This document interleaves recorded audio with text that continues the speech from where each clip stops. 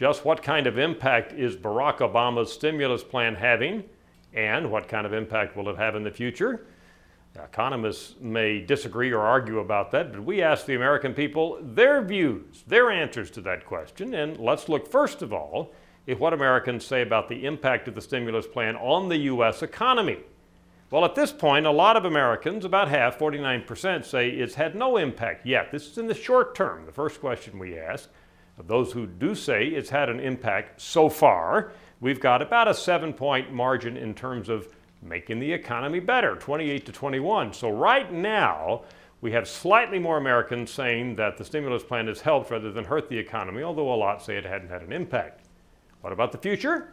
Well, Americans become a little more optimistic. You see those numbers. 48% say in the long term, Obama's stimulus plan will make the U.S. economy better, but 31% say it'll make the economy worse. The rest say no impact in the long term. So net, we've got a plus 17 margin for the long-term implications of the stimulus plan. Still, you've got less than half of Americans who say even in the long term, the stimulus plan will help the U.S. economy, but just to reiterate, that's a net positive overall. The reason I emphasize that is because I'm now going to show you the data when we ask Americans about their own personal family financial situation. Different answers here altogether.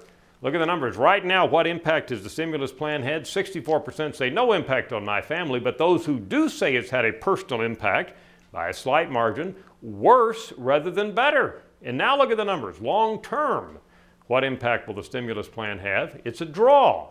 We still have about 28% of Americans who say even in the long term, the stimulus plan won't have any effect on their family's financial situation, but of those who do say it will have an effect, it's a draw, as I mentioned. 35 say their family situation will be better, but almost as many say their family situation will be worse. So, just to reiterate what we have here, you've got Americans who both short and long term are more positive about the impact of the stimulus on the country as a whole than their views of the impact on them personally. By the way, we did ask Americans when they thought the U.S. economy will begin to recover. Pretty pessimistic responses here. Look at the numbers there. 30% say it will be 5 years or more before the economy starts to recover.